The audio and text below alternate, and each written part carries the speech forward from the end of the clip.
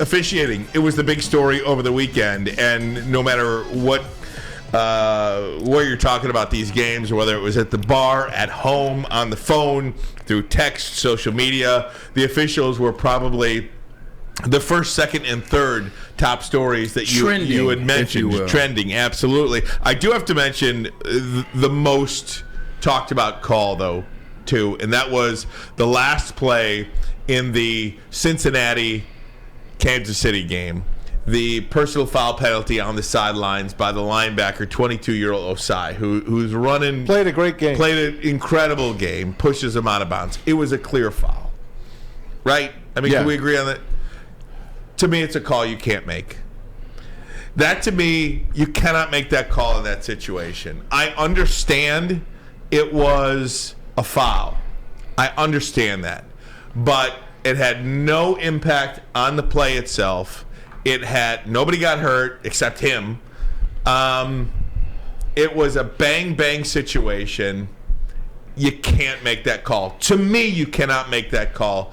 And it effectively changed the outcome of that game. And I would equate it to, we talked about it similarly, an NBA game at the end of regulation. How much do teams get away with on that last possession in the NBA? I thought that officials should have eaten the whistle and let it play out. Games are officiated differently at the end of the game. Again, I don't know. I hated the way that game ended. I would have rather the two teams sorted out instead of whether the young man lost where he was on the field or couldn't hold up, or it was barely a push. If he and Patrick did sell it. He did. He sold it. He sold it. If that's what he's supposed to do. So I don't know, man. I think you eat that. I think you eat that whistle. It's a total foul. I get it. I think you eat the whistle. I disagree, and the reason why I disagree is because we both said you understand that is a foul. Like, that's a foul, whether he touched him a little bit, whether he touched him a lot of bit, he fouled him. Like, your job as a defender is to understand the situation. You clearly saw that he had broke the plane of out of bounds. Look, and let's start with him. Joseph Asai played a hell of a game. And then when you're watching him do the press conference after the game, you feel for the kid. Because, one, he is a kid. He's 22. He knows he's messed up in that moment. He wasn't trying to mess up in that moment.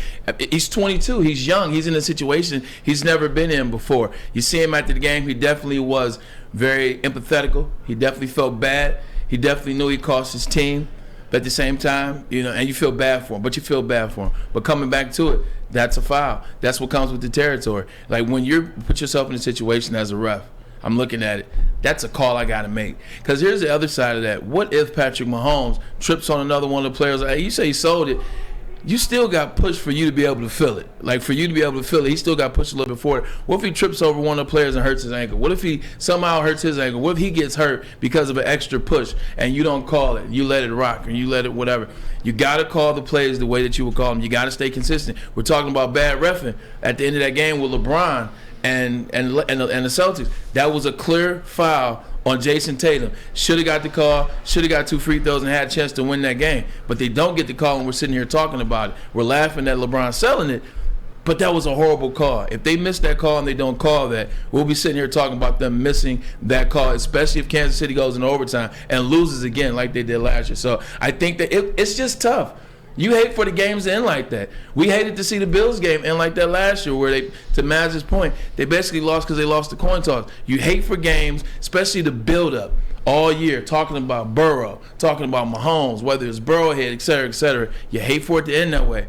But that was a call that he had to make. Yeah, he had to make that call. There's not a doubt about it. The kid made a mistake, and matter of fact, here he is. Here's Joe Asai after the game. They caught up to him at the locker. His teammates backed him up, but here he is. It means the world to me. These guys mean a lot to me, and we come every day and we work hard for each other, and to know that they have my back is extremely. It's giving me peace right now for sure. Just Mike Girardi on the text. Thank you very much for that. Joe Asai after the game, yes, but now go back 10 minutes prior to that. When they pushed, and I think it was Chris Jones, pushed Joe Burrow after he threw the ball, pushed him harder than Asai did with Patrick Mahomes. Joe gets up, puts his hands up, no call on that play. If you're going to call it one way, call it the other way too. And there were plenty of holds on Kansas City on that last run when he was trying to get out of the pocket. Yeah. When he's trying to get out of the pocket, there are 2 for sure holds.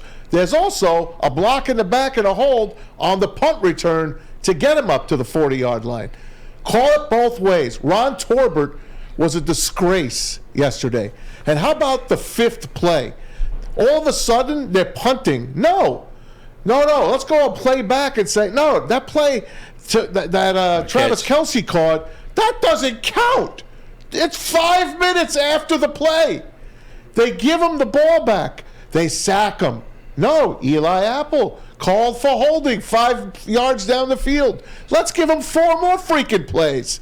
Yeah, they didn't score on those plays, but it was home cooking all the way. That's all I'm saying. Both teams played awesome. I'm not taking anything away from Kansas City. Patrick Mahomes is the best quarterback in the league by far. 2nd, Joe Burrow. 3rd, Jalen Hurts. That's all I'm saying. Yeah, I agree with Matt, and that's why we talked about the call. I think we isolated the call initially when you first brought up. The call definitely had to be made. Now, speaking with Matt, he's right. Like the officiating was horrible. It was one-sided. You clearly saw it. Now, to some extent, and I always relate to basketball. It just makes sense. I surely get what you're saying, but just like you said, you're talking 5 AFC championships in a row that have been in Arrowhead. You're talking about 3 Super Bowl appearances now in 4 years by Patrick Mahomes in 5 years. Yeah, exactly, in 4 years. Yeah, in 4. He's, to a certain extent, the Kansas City Chiefs have earned a little bit of favor with the refs. It's just like, it's no different than Jordan. It's no different than LeBron when he was with the Heat. It's no different than Kobe. When you earn some favor, you get calls. I understand that. But it just seemed like this past weekend, the calls were a little bit blatantly one-sided. It seemed like the Chiefs were getting the majority of the calls, and as soon as Brock Purdy got hurt in the 49er game, that was that. Forget about it, because the Eagles got every call moving. Yeah, we'll get there. I do want to stay on this Kansas City game if I could. And Maz, you really kind of make my point for me, though. Yeah. I mean, we can't show you the video, guys, because Copyright and whatever. Being a web show, we can't do it. There were 2 holds on that last Mahomes play. Yeah. There were 2. Blatant. So, I mean, that ref who's staring right at it chose to eat the whistle on those. Yeah. And I just thought it would have been appropriate to eat the whistle on the last one. Michael Lombardi, who is a great follow on the NFL, former executive in the NFL, great follow on Twitter. The inconsistency from one weekend to the next bothers me more than the number of calls. Why did the league change its letting them play style in the past weeks? The number of penalties in this playoff has been just incredible, and it was not like that in the regular season. So teams don't know from one crew to the next who's going to call what. There is such an inconsistency. And can we put up the tweet from Albert Breer? Yep.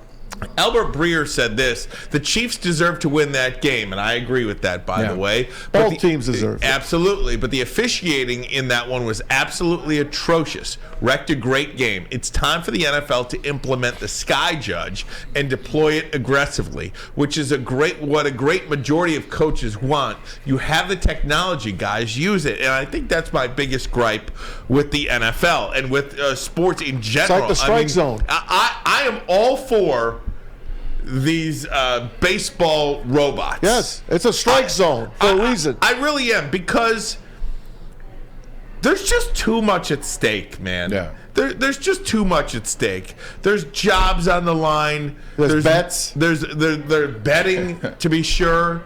I mean, how much money was on the Cincinnati Bengals yesterday? I know a lot of people that lost a lot of money. I mean, how much money was on the Bengals? And now, since you are in bed with Vegas, I mean, you got Florio from Pro Football Talk in all caps tweeting rigged. Yeah.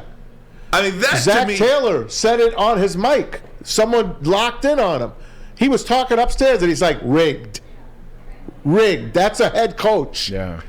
How do you move forward in a league when after your championship, and I don't know, maybe what did Mark Cuban say so many years ago? When he won? Pigs get fat, hogs get slaughtered. Yeah. You know, I mean, is the NFL, is it ever going to be the hog? Is it ever going to be the hog that gets slaughtered? Because it just feels like we should be talking about 2 championship games today, and what we're left with is talking about how the officiating sucks. I'll never forget. And how, more often, Maz, than the officiating sucks, how head coaches, how partners with the league. I mean, Pro Football Talk and Mike Florio, in conjunction with NBC, is a pseudo partner of the NFL. Right. Yeah. You have those types of people, not Ryan Ermanni hosting, podcasts or whatever. I mean, these are partners with the league, head coaches in the league saying rigged. You see this pill? This is a migraine pill. I'm going to take it now because I do have a migraine. I swear to you, this game, it just wore on me. I can't look at Ron Torbert anymore. I can't look at him. It sickens me when a referee team kills a good game. They killed the flow of a great game, standing over the ball for a minute at a time. The ball moved an inch. Take 4 seconds off the play clock, please. Get the hell off the field and let them play the damn game. I was looking at somewhere today. I was reading on I was reading on Twitter. It said that we've been complaining about the refs now for the better part of 5 years. I think 2018 is kind of towards the end of that season. It's kind of when it really started to happen, and it's really been bad. 2020 till now, we really have watched it, get worse and worse and worse. Here's a question: how much of that is because of there's such an inconsistency of teams in the playoffs every year? And what I mean by that, it's a good thing. What do we keep talking about? We talk about every year there's 4 new teams on each side, or 6 new teams, or 7, or whatever the numbers are. Like, now you're not seeing exactly the teams you may so want to see. Back in the day, you're going to have the same 12 teams in the playoffs every year. Maybe a new team or so, but it's going to be the same 12, and you can let them fight it out, and whoever gets to the Super Bowl, it looks good. Whoever gets to the Super Bowl, we're excited to have it because, John Elway had to wait his turn, Brett Favre had to wait his turn, Jim Kelly, et cetera, et cetera, et cetera.